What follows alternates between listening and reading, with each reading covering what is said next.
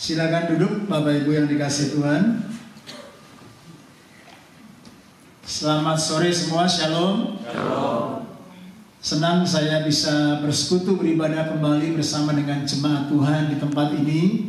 Jemaat yang luar biasa, yang antusias, yang cinta sama Tuhan Yesus. Amin. Ya. Mari beri senyum dulu sebelah kanan kiri. Ya, katakan gini, good to see you here.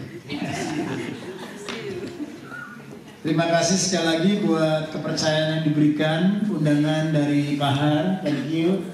Ya, beliau adalah gembala yang luar biasa, ya, karena biasa di luar katanya.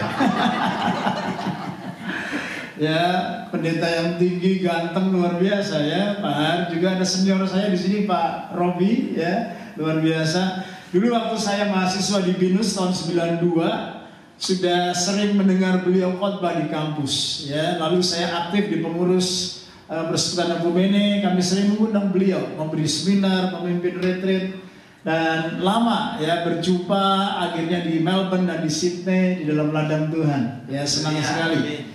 Puji Tuhan. Hari ini saudara kita akan mendengar firman Tuhan.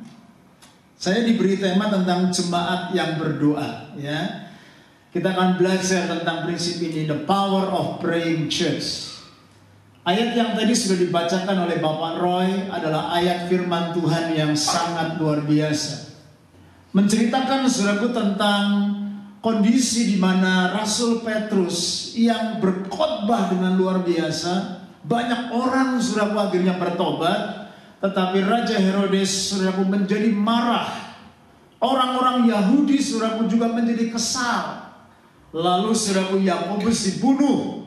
Kalau kita membaca dari Kisah Rasul 12 tadi, ayat yang pertama kira-kira sampai yang ketiga, dikatakan orang Yahudi menyukainya. Ya, orang Yahudi senang ketika rasul-rasul saudaraku dibunuh. Itu sebabnya saudaraku Raja Herodes memenjarakan, menangkap dan menaruh Rasul Petrus di dalam sebuah penjara. Saya pernah saudaraku pergi ke penjara, bukan karena di penjara, tapi karena mengunjungi jemaat yang di penjara, saudara. Ya, berapa banyak saudara pernah ke penjara? Ada, ya, beberapa ya. Kalau kita ke penjara, saudaraku di Sydney ini, kita harus melewati banyak pintu demi pintu, betul? Kita harus melewati gates upon gates, bahkan kita harus melewati saudaraku guard, ya, para pasukan, polisi, soldiers, prajurit yang berjaga-jaga pintu demi pintu. Lapisannya banyak banget sudah. Dan pintu yang kita masuki adalah pintu yang sama yang kita keluar. Ya, penjaganya cuma saudaraku dalam pintu demi pintu itu. Jadi sangat ketat sekali. Nah, kalau kita perhatikan saudaraku, apa yang terjadi ketika Rasul Petrus di penjara? Jemaat saudaraku berdoa dengan antusias. Ayat 12 tadi adalah ayat kuncinya. Ya, cuma tadi kayaknya agak kelolosan dibacanya. Ayat 12 itu saudaraku, Petrus begitu keluar, lalu dia sadar malaikat sudah membebaskannya, lalu dia pergi saudaraku ke rumah saudaraku yang namanya mamanya John Markus, ya, Yohanes yang disebut Markus. Di situ berkumpul jemaat, orang-orang banyak sedang apa? Berdoa. Ini luar biasa, saudara. Jadi saudaraku, jemaat berdoa ketika di tengah-tengah tekanan, di tengah-tengah aniaya, bahkan di tengah-tengah masalah yang menghimpit pelayanan. Jemaat berdoa saudaraku ketika Petrus sedang dipenjara. Dan ternyata saudaraku ketika gereja berdoa, Allah menjawab. Katakan amin, saudara. Amin. Ketika gereja berdoa, Allah menjawab, Allah mengirimkan malaikat, dan Allah melakukan mujizat. Itu sebabnya kita percaya ketika orang benar berdoa, itu besar kuasa. Katakan amin. Amin. Kadang saudaraku kita salah berdoa karena kita berdoa untuk kepentingan diri kita sendiri. Tetapi jemaat berdoa bukan untuk kepentingan dirinya, tetapi untuk kepentingan Petrus dan pekabaran Injil. Itu sebabnya ketika kita jemaat berdoa, bukan hanya untuk kepentingan diri kita, tetapi itu kepentingan pekerjaan Allah, kepentingan hamba-hamba Tuhan, kepentingan orang-orang lain. Kita bersyafaat, kita berdoa, kita berseru kepada Allah, maka Allah tidak tinggal diam. Allah menjawab doa-doa orang benar, dan Allah bekerja dengan caranya yang luar biasa. Yang percaya katakan amin. Saudara, saya ingin menyampaikan kebenaran firman Tuhan ini. Bukan hanya saja kuasa doa yang bisa kita alami, tetapi kita akan belajar proses bagaimana Allah menjawab doa kita. Kadang saudaraku melebihi dari apa yang bisa kita doakan dan kita pikirkan. Itu yang firman Tuhan katakan dalam Efesus pasal yang ketiga ayat 20. Jauh melebihi, above and beyond, than we can think and pray. Allah menjawab doa-doa kita jauh lebih besar, jauh lebih banyak dari apa yang bisa kita doakan. Amin. Dari apa yang bisa kita pikirkan. Amin. Dan kita akan melihat saudara bagaimana Tuhan melepaskan Petrus, bagaimana Tuhan menjawab doa jemaat. Dan kita melihat bagaimana Tuhan melakukan kuasanya yang supranatural. Kita akan melihat prosesnya. Ada pintu demi pintu, gate upon gate yang dilewati oleh Petrus. Dan itu menggambarkan bagaimana perjalanan kita sebagai orang yang beriman kepada Kristus. Yang pertama saudaraku adalah saudaraku gate yang saya sebut adalah the inner gate of our heart.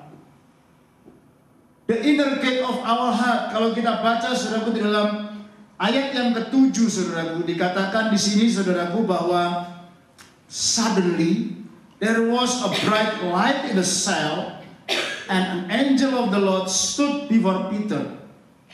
The angel struck him on the side to awaken him and said, "Quick, get up," and the chains fell off his wrist.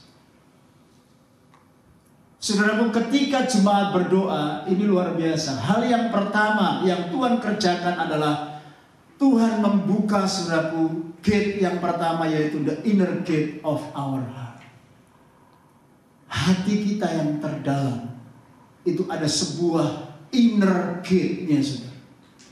Kalau kita perhatikan saudaraku di dalam konteks ini, Petrus itu dijaga saudaraku, ya. Alkitab berkata ada 4 regu, masing-masing regu ada berapa prajurit? 4 prajurit. Jadi kalau 4 regu masing-masing 4 prajurit dalam shift, berarti kira-kira ada sekitar 16 prajurit yang menjaga dan mengawal Petrus. Betul saudara? 16 prajurit ditambah saudaraku gate upon gate, pintu gerbang demi pintu gerbang. Kira-kira mudah nggak untuk lepas? Tentunya sangat sukar saudara. Bahkan tangannya, kakinya terbelenggu oleh rantai yang begitu kuat. Tetapi saudaraku, Alkitab mencatat ketika jemaat berdoa, berseru kepada Tuhan, Tuhan mendengar, Tuhan menjawab, Tuhan mengirimkan malaikat. Dan ketika malaikat datang di tengah-tengah sel itu, malaikat itu menempuk pundak Petrus. Get up, bangun. Lalu saudaraku, Alkitab berkata, yang namanya belenggu yang membelenggu Petrus itu menjadi terlepas. Saya renungkan ini saudaraku, ketika Petrus ada di penjara itu sendirian, dia pasti berpikir ya, ada 16 prajurit, ada gate demi gate, pintu gerbang demi pintu gerbang. Dia membayangkan begitu sukar untuk lepas. Tetapi bagi Tuhan tidak ada yang mustahil. Amin. Mujizat itu adalah ketika hal yang supranatural mengintervensi kondisi yang natural, itulah mujizat terjadi. Supranatural itu mengintervensi kondisi natural, itulah mujizat. Petrus tidak pernah berpikir bahwa belenggu yang membelenggu kaki dan tangannya bisa-bisa terlepas. Tetapi disitulah saudaraku ada anugerah dan mujizat Tuhan yang terjadi. Ketika saya merenungkan ini saudaraku, the inner gate of our heart itu perlu mengalami pemulihan dan pelepasan dari Tuhan Yesus. Kenapa? Karena seperti Seperti Petrus, saudaraku, dia di penjara, saudaraku, di bagian yang dalam. Dia terikat, terbelenggu. Seakan-akan, saudaraku, menggambarkan bahwa kondisi hati kita orang percaya banyak terbelenggu, saudaraku, oleh ketakutan, kekhawatiran, kebingungan, akan kesedihan, akan bahkan kemarahan. Dan Tuhan ingin menyembuhkan dan memulihkan kondisi hati kita yang terdalam. Yang percaya katakan amin. Saya bulan-bulan terakhir ini membaca sebuah buku yang ditulis oleh pendeta Peter Scazzero. Judulnya adalah Emotionally Healthy Discipleship. Beliau banyak menulis, saudaraku, tentang spiritually healthy and emotionally healthy. Kalau kita mau bertumbuh menjadi jemaat yang dewasa secara spiritual, secara rohani, tidak bisa terlepas untuk kita membangun yang namanya emotionally healthy. Kita harus membangun bukan hanya rohani yang sehat, tetapi juga emosi yang sehat. Banyak orang Kristen, saudaraku, tidak bisa membangun sebuah spiritual yang healthy karena emotionally-nya tidak sehat. Ini seperti fenomena gunung es, iceberg. Bulan lalu saya bersama istri sempat holiday pergi ke Kanada. Kami terbang ke Vancouver, dari Vancouver kami terbang ke Calgary. Dari Calgary kami sewa mobil, kami pergi ke Banff sama ke Jasper. Kita lihat Lake Louise, kita lihat pegunungan yang luar biasa di sana, kita melihat danau-danau yang begitu indah. Kita menikmati ciptaan Tuhan. Sambil saya nyetir, sering kali saya coba salah jalur karena di sana pakainya sebelah kiri ya. Istri saya harus ingetin, salah, mesti ke kanan. Oh iya, ke kanan lagi gitu ya, ke kiri lagi. Saudara, kita melihat gunung-gunung di situ begitu indah ciptaan Tuhan. Sambil kita ingat bagaimana Tuhan menjawab dan menolong kita. Ketika kita melayangkan mata ke gunung-gunung, dari manakah datangnya pertolongan? Lalu oleh anugerah Tuhan, setelah dari Kanada, kami naik cruise pergi ke Alaska. 1 minggu saudaraku kami di cruise, kami melihat banyak glacier, kami melihat gunung-gunung es, walaupun tidak sebesar seperti yang di Titanic, saudara ya. Tapi kami melihat ada gunung es yang jatuh, kami melihat ada glacier es yang abadi di sana. Seperti fenomena iceberg, saudara. Kelihatannya kecil yang tampak di atas permukaan air. Tetapi ternyata saudaraku, di bawah permukaan air yang tidak terlihat, di situ ada bongkahan es yang begitu besar sekali. Sampai-sampai kapal yang besar Titanic itu bisa tenggelam gara-gara fenomena iceberg itu. Yang kita tahu dari seseorang seringkali cuma 10% iceberg yang nongol dari permukaan air itu. Saudara kenal saya, saudara kenal seseorang, mungkin cuma karena posisinya. Oh dia pendeta, oh dia kerja di situ, oh dia sebagai ini. Tetapi saudara tidak mengenal 90% dalam hidup saya, yaitu ada di yang namanya subconscious saya, yaitu saudara adalah inner heart. Kita hidup saudaraku di tengah-tengah saudaraku yang namanya banyak saudaraku pergumulan dalam kehidupan ini. Yang kita lihat saudaraku adalah cuma yang tampak luar. Tetapi yang tidak tertampak, yang tidak kelihatan ada di dalam hati kita, itu adalah our inner struggle, our inner being. Yang Tuhan mau deal dengan inner being kita, yang mungkin orang lain gak tahu. Saudara gak mengenal saya ketika saya marah, ketika saya capek, ketika saya takut, ketika saya saudara bereaksi karena tekanan, karena masalah dan aniaya yang saya alami. Itu sebabnya saudara, Tuhan ingin deal dengan karakter kita, dengan inner struggle kita yang paling dalam, yang seakan-akan kita terbelenggu oleh saudara banyak hal. Dan ketika saya membaca buku ini, saya semakin diingatkan Tuhan ingin berperkara dengan setiap jemaatnya, karena jemaatnya adalah jemaat yang dicintainya. Kita sudah ditebus dengan darahnya yang mahal. Tuhan bukan hanya mau memberkati kita secara fisikal yang terlihat, tetapi Tuhan ingin menjawab kerinduan hati kita yang terdalam, belenggu yang ada dalam inner struggle kita. trauma kita, rasa takut kita, rasa bingung kita, rasa khawatir kita. Tuhan ingin bebaskan. Dan sama seperti Petrus yang kelihatannya terbelenggu oleh inner struggle-nya yang begitu dalam, dia tidak berdaya. Tiba-tiba malaikat datang menjamah dan menyembuhkan dia secara total. Dan saya berdoa supaya hari ini Tuhan benar-benar datang, berbicara dan menyembuhkan kita, sehingga kita bisa keluar dari our inner gate of our heart. Yang percaya katakan amin. Amin. Saudara, kita nggak bisa bebas dari our inner struggle dengan kekuatan kita. Betul atau betul? Betul. Saudara boleh datang konseling, saudara boleh pergi ke psikolog, tetapi mereka hanya bisa menjamah cuma area jiwa. Tetapi kita percaya, saudaraku, konseling, psikolog, psikiater diperlukan. Transformasi secara total tidak bisa terjadi kecuali ada dua hal: good theology and good therapy. Betul?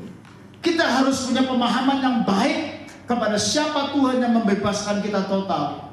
Tetapi ada kalanya saudara kita juga perlu datang untuk melakukan terapi. Dan saya percaya ketika saudaraku inner struggle ini tidak bisa saudaraku terlepas dengan kekuatan kita. Alkitab berkata malaikat datang hanya dengan supernatural, hanya dengan encounter dari Tuhan, yang saya sebut divine encounter, perjumpaan ilahi. Ketika kita berserah, berseru, ketika kita merana, merenung seorang diri, ketika kita merasa terbelenggu oleh banyak pikiran, perasaan, ketakutan, kekhawatiran, trauma, Tuhan ingin menjamah kita sehingga our inner struggle itu boleh dibebaskan hanya dengan kuasa daripada Tuhan Yesus sendiri. Katakan amin. Kita move on saudaraku ya. Yang kedua saudaraku adalah setelah saudaraku keluar dari inner gate of our heart, yang kedua kita lihat Petrus, dia keluar gate yang kedua yang saya katakan di outer gate of people expectation. Jadi saudaraku, kita ketika mengalami jawaban doa dan pertolongan Tuhan, Tuhan ingin membebaskan kita dari inner struggle kita. Lalu yang kedua adalah outer gate of people expectation. Kenapa saya bisa bilang begini? Saudaraku, kalau kita perhatikan di ayat yang ke-11 dari Kisah Rasul 12 ayat 10 sampai yang ke-11 dikatakan, He said, "Now I'm sure that the Lord has sent his angel and rescued me from the hand of Herod and from all that the Jewish people were expecting." Wow. Jadi Petrus akhirnya menyadari bahwa dia sudah diselamatkan oleh malaikat itu dari siapa? Dari yang pertama, Raja Herodes yang akan membunuh dia. Lalu yang kedua, dari ekspektasi orang-orang Yahudi. Karena keesokan paginya akan diperhadapkan di hadapan orang-orang Yahudi, betul saudara? Dan ekspektasi orang-orang Yahudi ini adalah untuk menghukum dan membunuh Rasul Petrus. Dan saudaraku, Tuhan melepaskan. Ini luar biasa. Ketika Tuhan menjawab doa, bukan hanya saudaraku Tuhan kadang-kadang melepaskan kita dari masalah itu, tetapi Tuhan lebih concern. Tuhan lebih mau mengubah karakter kita, mengubah respon kita, mengubah cara pandang kita. Yang setuju katakan amin. Terkadang ketika kita berdoa, Tuhan tidak mengubah situasi kita. Tuhan izinkan situasi itu ada. Tapi Tuhan ingin mengubah karakter kita, mindset kita, mentalitas kita. Dalam hal ini saudaraku, kita semua sebagai orang-orang percaya, kita tidak pernah terlepas dari yang namanya ekspektasi daripada orang-orang di sekitar kita. Ada dua ekspektasi di sini. King Herod sebagai otoritas. Lalu yang kedua adalah komunitas kita, yaitu orang-orang Yahudi di sekitar kita. Jadi selalu ekspektasi datang dari otoritas, baik itu pemimpin, baik itu orang tua, baik itu gembala, atau orang-orang di sekitar kita. Persis seperti Petrus ini. Dia menghadapi sebuah ekspektasi dari Raja Herodes yang tidak suka dengan dia sebagai otoritas yang bengis. Lalu dia menghadapi ekspektasi dari orang-orang Yahudi yang hendak menghukum dia dan membunuh dia. Dan ternyata saudaraku, ketika jemaat berdoa, kuasa doa luar biasa. Dia dibebaskan dari the outer gate of people expectation. Wow. Saya merenungkan ini saudaraku, saya percaya bahwa Tuhan sedang memurnikan gerejanya sebagai mempelai yang tidak bercacat dan tidak berkerut. Katakan amin. Tuhan ingin menguduskan, mempersiapkan kita sebagai mempelainya yang layak, yang kudus, yang dibenarkan oleh Dia. Tetapi seringkali kita masih terikat dengan yang namanya people expectation. Seringkali kita masih terikat dan terbelenggu dengan apa kata orang. Betul saudara? Wah, nanti apa kata orang? Kalau anak saya nggak lulus kuliah, nanti apa kata orang? Kalau suami saya nggak ke gereja, anak saya nggak ke gereja, nanti apa kata orang? Kalau saya datang gereja cuma duduk doang nggak melayani. Seringkali kita pusing dengan apa kata orang, tapi kita lupa apa kata Tuhan. Dan hari-hari ini saudaraku, kita seringkali membangun identitas kita dari saudaraku sosial media.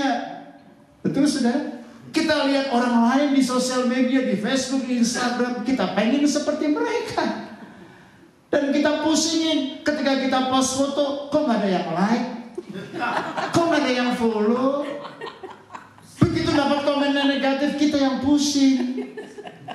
Saya kumpul sama anak-anak, saudaraku lagi makan, dia sibuk cek Facebook, Instagram dia. Lalu dia suka, sudah ada 150 yang like. Lalu saya juga ketawa seperti saudara, ya kan? Maksudnya apa? Kalau nggak ada yang like gimana? I feel good. So, kita pusing dengan penilaian orang lain, dengan what other people say, dengan what other people think, tapi kita nggak mempedulikan apa yang Tuhan pikirkan dan katakan terhadap kita. Dan ini membelenggu kita, saudara. Iya atau ya? Iya. Saudara, banyak orang akhirnya saudaraku begitu mati-matian looking good supaya saudaraku dia mendapat men's applause. Betul nggak saudara? Seharusnya kita nggak perlu mencari men's applause, tetapi kita harusnya mencari God's approval. Amen. Amen. Yang setuju katakan amin. Seharusnya kita menantikan God's approval, perkenanan Tuhan jauh lebih penting daripada men's applause. Jauh lebih penting daripada orang lain kasih jempol. Ya perlu senang juga saudaraku kalau dipuji orang, betul nggak? Itu sebabnya tadi saya puji Pak Robi, saya puji Pak Har, gitu kan? Kita sebagai manusia suka kalau dipuji, bagus kamu, wah kamu luar biasa ya. Kamu memang setia. Kita senang saudara. Tapi kita nggak boleh taruh identitas kita didasarkan apa kata orang lain. Kita harus mengalami breakthrough di area ini. Kita harus mengalami divine breakthrough. Kita harus mengalami kebebasan yang datang daripada Allah. Sama seperti Petrus ketika dia takut diperhadapkan dengan Raja Herodes yang punya ekspektasi untuk bunuh dia. Ketika dia takut menghadapi orang-orang Yahudi yang punya ekspektasi mau membunuh dia. Ternyata Tuhan menjawab doa jemaat dan membebaskan dari the outer gate of people expectation. Hari-hari ini Tuhan sedang melepaskan saya dari pintu yang kedua ini. Apa kata orang?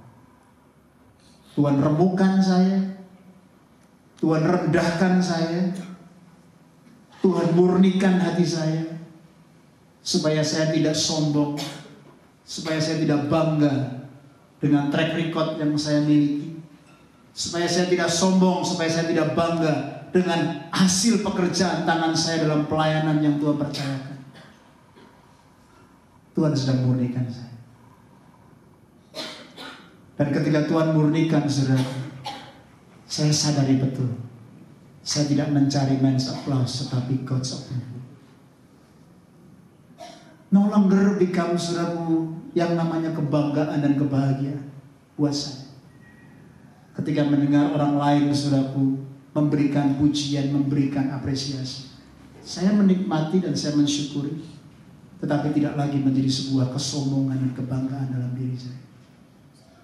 Persis seperti nama gereja ini, seperti yang Tuhan memberikan visi kepada gembala saudara. It's all about God's grace. Amin. Seringkali kita menjadi sombong dan besar kepala, big head, dan kita mencoba dengan segala kekuatan, ambisi kita, tenaga kita untuk membuktikan, proof di depan orang-orang lain bahwa kita berharga. Tapi sampai satu titik Tuhan mengajar saya, nothing to prove. Saya sadari semua. Ketika kita mau prove something, kita sedang menyatakan bahwa saya bisa dan saya hebat. Tapi ketika kita sampai satu poin, kita berkata nothing to prove, nothing to hide, nothing to lose. Disitulah, saudaraku, kita mencapai sebuah titik paling aman dalam hidup ini. The secure place, the secure point in our life. When we are rested in God's presence. When we are rested in God's promises. When we are rested in God's power. Tuhan sedang deal dengan hidup kita hari-hari ini. Sehingga kita benar-benar dibebaskan dari our inner struggle in our heart. Lalu kita keluar sedikit yang berdua. Kita menang dari outer gate of people expectation. Dan saya percaya Tuhan juga sedang berbicara kepada gereja ini. Supaya kita semua, saudaraku, tidak lagi mendasarkan identiti kita kepada apa kata orang. Tetapi apa kata Tuhan terhadap kita. Our identity is based on our relationship with God. Not because of what we've done. Bukan karena apa yang sudah kita kerjakan. But because of what He has done on the cross. Amin. Biar kebenaran ini menguatkan kita dan membebaskan kita. Ketika kita sedang dalam tekanan, cengkraman, baik permasalahan kehidupan, baik dari pikiran kita, ketakutan, kekalutan, Tuhan sedang membebaskan gereja supaya kita menjadi mempelai yang layak dan tidak bercengang di hadapan Allah. Amin. Saya sebagai pendeta, saudaraku, mengalami banyak ekspektasi. Ya, Pak Robi, Pak Har tahu ya. Jadi pendeta kurus, dibilang, wah, nggak diberkati Tuhan nih. Ya kan? Jadi pendeta gemuk, susah juga ya. Bilang makan terus, nggak pernah puasa di pendeta. Gitu ya. Jadi pendeta kurus, saudaraku, sama juga, saudaraku. Orang ngomong, saudaraku, ya, waduh, ini pendeta miskin, kurus, gak diberkati, gimana kita mau ikutin dia? Tapi gimana, saudaraku, jadi pendeta kaya, diberkati, naiknya Lexus, naiknya Mercy, diomongin juga kan? Ini pendeta makan per bulan jemaat nih kali. Pendeta dekat, saudaraku, sama anak-anak muda, sama cewek-cewek, diomongin juga. Pendeta kita mata, apa? Keranjang katanya. Kita dekat sama cowok-cowok, itu tuh pendeta kita homo tuh. Aduh, susah, saudara.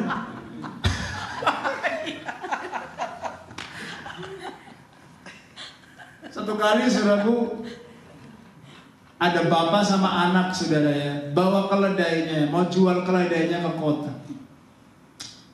Dia bawa keledainya, bapak sama anaknya nuntun keledainya, saudara. Ada orang lihat, dia bilang begini, ini bapak sama anak dua-duanya bodoh. Ada keledai gak ditunggangin. Lalu saudaraku, oh iya, dia pikir, iya juga, dia tunggangin dua-duanya. Begitu jalan, saudaraku, dia dengar lagi ada orang lain bilang, ini bapak sama anak gak tahu diri. Keledai masih muda gini ditunggangin dua orang, bisa mati nih keledai. Dia dengar, oh iya, dia turun, saudaraku, salah satu. Kali ini bapaknya yang turun. Anaknya naik keledainya sambil dituntun ke kota. Ketemu orang lain lagi, orang lain bilang begini, ini anak nggak tahu diri, bapaknya sudah tua disuruh jalan. Lalu saudara anaknya, iya juga, dia turun, ganti papa yang naik, papa yang naik. Dia naik, saudara.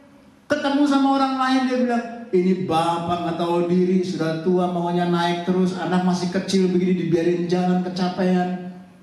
Saudaraku nggak benar juga. Akhirnya apa yang terjadi saudara? Ini dua-duanya sekarang dia pikul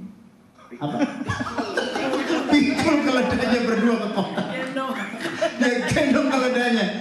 Begitu dia gendong, ada orang lain bilang ini benar-benar udah gila nih. Dengerin mulut orang. Benar tidak saudara? Kita nih walaupun udah jadi hamba Tuhan, waduh kita pusingin loh apa kata orang. Sampai kadang-kadang kita nggak bisa tidur. Saya lihat Instagram pendeta teman saya, waduh kelihatannya kok gede ya, kerennya jemaatnya. Waduh kelihatannya luar biasa ya, tamu yang diundang, pendeta yang diundang. Hati-hati saudara, dengan yang namanya spirit yang suka komplain, spirit yang suka kritik, spirit yang suka compare. Nah ini 3C ini baik. Ini membelenggu kita. Kalau kita nggak menang dalam hal ini, rencana Tuhan yang besar akan hancur. Kita diciptakan original, tapi kita mati jadi salinan, jadi kopian. Karena kita mau menjadi seperti orang lain, kita pusingin apa kata orang, kita nggak pusingin apa kata Tuhan. Itu sebabnya ketika kita berdoa, Tuhan ingin mengubah kita. Kadang Tuhan nggak mengubah situasi kondisi kita, tapi Tuhan mau mengubah hati kita. Dalam kasus Petrus luar biasa, Tuhan mengubah situasinya dan Tuhan mengubah hatinya dan cara pandangnya. Dia bukan hanya mengalami divine encounter, tapi dia mengalami divine breakthrough. Dia mengalami terobosan secara ilahi. Katakan amin. Nah disinilah saudaraku kita perlu mengalami divine collaboration, bekerja sama dengan Tuhan. Kok nggak ada yang bilang amin? Amin. Kenapa saya bilang bekerja sama? Kan ketika malaikat tepuk Petrus dibilang apa? Bangun. Petrus bangun nggak? Bangun. Kalau Petrus nggak bangun, belenggunya kira-kira lepas nggak? Sama seperti ketika Tuhan berkata sama Petrus yang semalam-malaman mencari ikan tapi nggak ketemu. Lalu Tuhan masuk ke perahunya, ngajar. Ini prinsip juga. Ketika saudara nggak mendapatkan apa-apa, undang Yesus masuk ke perahu hidupmu. Biarkan dia ngajar, khotbah. Karena one touch of God's word can turn around every circumstances. Ketika Yesus sedang ngajar, Yesus bilang gini, kamu tebarkan jalan di sebelah kanan. Ada yang istimewa nggak dari perintah itu? Nggak ada ya. Petrus bilang, Tuhan semalam-malaman gue udah tebar kanan, tebar kiri, tebar belakang, tebar bawah, tebar atas, semua udah gaya Saulin, semua udah. Nggak ada yang istimewa. Yesus bilang tebar sebelah kanan. Tapi Petrus taat. Betul saudara? Inilah yang saya katakan divine collaboration. Ketika Tuhan memerintah, kita lakukan bagian kita, trust and obey. Katakan amin. Amin, amin. Malaikat bilang, get up, bangun. Dia harus bangun. Ini menjadikan sebuah tanda kita harus bangun, get up. Bangun dari keterpurukan kita, bangun dari ketakutan kita, bangun dari seluruh masalah-masalah yang membelenggu kita. Dan ketika kita bangun, semua chain itu breakdown. Setelah itu malaikat memberikan perintah. Apa saudara? Kenakanlah ikat pinggangmu. Wah, berarti dia nggak pakai sabuk ya. Kenakanlah jubahmu. Wah, mungkin dia kalau orang Jawa bilang keleleran gitu kali di penjara ya. Pakai sandalmu. Lihat perintah, orders, demands, orders, instruction. Tuhan selalu memberikan instruction kepada Abraham, kepada Musa, kepada Daud, kepada Maria, kepada Yusuf. Dan kita sebagai anak-anak Tuhan harus mengerti prinsip ini. Kita seringkali berdoa minta divine encounter. Kita seringkali berdoa minta divine breakthrough. Tapi kita lupa ada yang namanya divine collaboration. Bekerja sama dengan Tuhan. Collaboration ini begitu indah. Dan ketika saya merenungkan ayat ini, wow, Petrus, dia trust and obey God. Dan dia mengalami freedom. Dia mengalami divine breakthrough. Dan ini luar biasa. Gate yang ketiga, setelah yang pertama, the inner gate of his heart. Lalu yang kedua, the outer gate of people expectation. Yang ketiga, the iron gate of our destiny. Ini luar biasa. Gerbang besi yang mau menuju ke kota. Alkitab bilang di ayat yang 10, terbuka dengan sendirinya. Wow. Apa artinya ini? Ketika dia dibawa saudaraku dari gate 1, gate kedua, dia seakan-akan pada saat itu masih dejavu. Dia belum nyadar penuh. Kalau orang Jawa baru bangun tidur, dibangunin, bangun. Dia bangun, masih blur gitu ya, kayak sotong gitu kan. Orang Jawa bilang, nyawane durung kumpul kabeh. Ya, belum kumpul semua tuh nyawanya katanya, masih ngawang-ngawang gitu ya. Kayak Petrus ini, dia masih nggak sadar ini penglihatan atau ini divine intervention, divine encounter, dia masih bingung. Begitu dia sudah keluar, dibawa ke sebuah pintu gerbang kota, the city gate, the iron gate of the city. Disitulah dia benar-benar klik. Aku berjumpa dengan malaikat. Wow. Saudara, kalau kita sudah mengalami freedom dari inner struggle kita, lalu yang kedua kita sudah mengalami freedom dari what other people expect unto us, maka Tuhan akan membawa kita people of destiny. Kita akan dibawa kepada iron gate of our destiny, karena kita saudaraku sudah mengalami kemerdekaan dari dalam. Itu sebabnya saudaraku Petrus, ketika dia dibawa ke iron gate of the city, dia tahu destiny-nya untuk memberitakan Injil di kota ini. Amin. Banyak orang tidak pernah mencapai the destiny, tujuan hidup yang Tuhan persiapkan dalam hidupnya, karena dia masih struggle dengan dua pintu gerbang tadi. Saya berdoa benar, ketika kita mengalami pemulihan dari dalam inner struggle kita, the deepest inner chambers of our life. Ketika kita mengalami kemerdekaan dari mindset kita, what other people expect about us, tapi kita fokus kepada apa yang Tuhan expect tentang kita. Kita meminta God's approval rather than man's applause. Maka Tuhan akan mempersiapkan kita benar menghadapi sebuah destiny yang luar biasa. Karena di iron gate itu, di pintu gerbang kota itu, Petrus tahu bahwa dia harus memberitakan Injil Kerajaan Allah di mana-mana. Petrus tahu dia harus menyembuhkan banyak orang. Petrus tahu dia harus mendeklarasikan kebenaran firman Allah. Dan saya percaya ketika Tuhan menyembuhkan kita, maka Tuhan akan memakai kita untuk menyembuhkan banyak orang.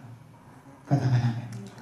Ketika Tuhan memberkati kita dengan anugerahnya, His grace that never end, His grace that always enough, maka Tuhan juga akan memakai gereja ini untuk extend His grace to other people. Amin. Kenapa Tuhan tempatkan di KMC?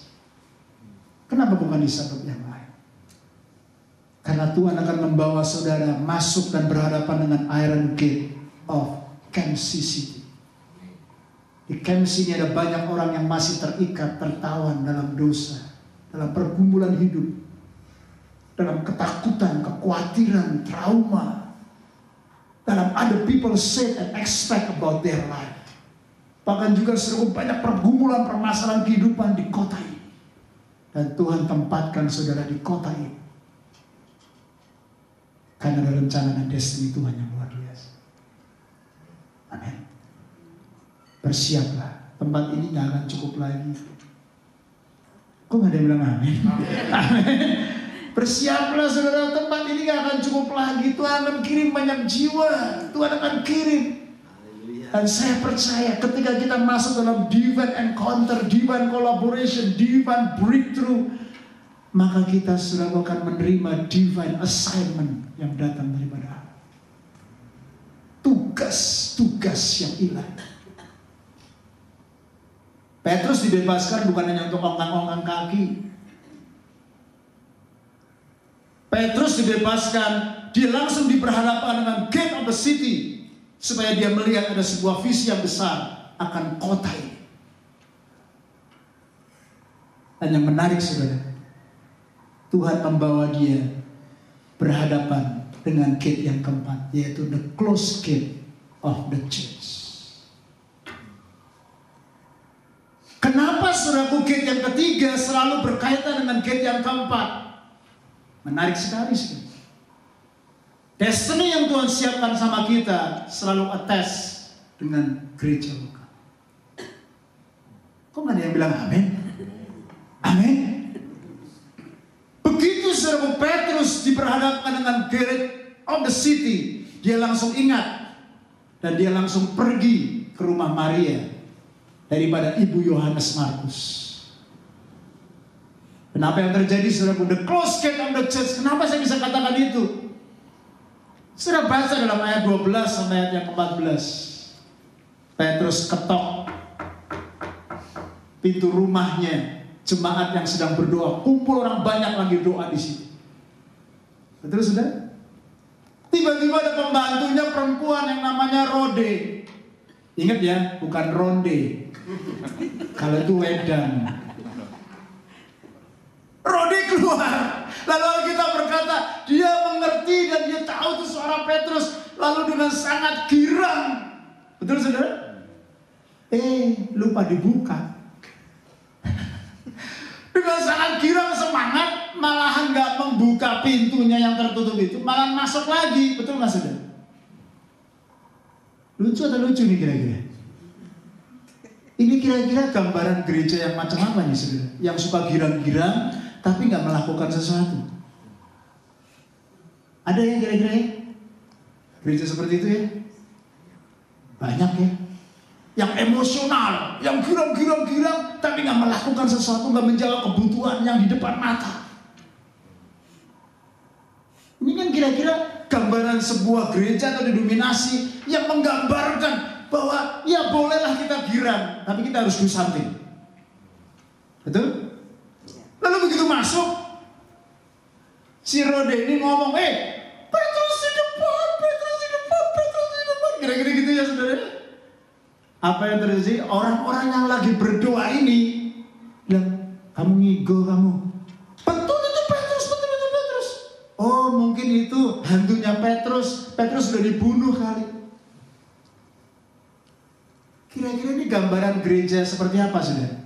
Gereja yang suka berdoa, gereja yang meminta sesuatu sama Tuhan, tetapi begitu Tuhan menjawab jawaban doa, gereja itu gak siap. Gereja itu hanya pakai otak. Bahkan dia sudah mengambil kesimpulan, itu hantunya Petrus.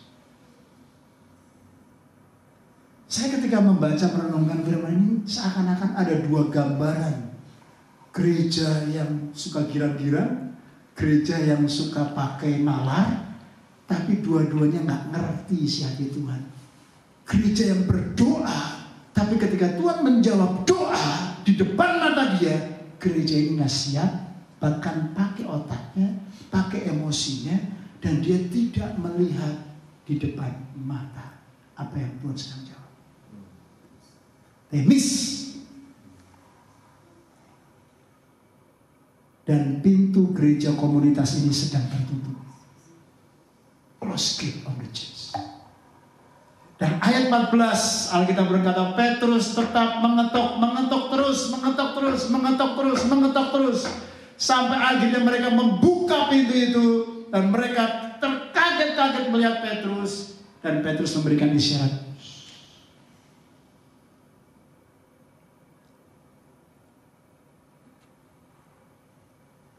Saya pernah membaca sebuah buku menarik sekali judulnya.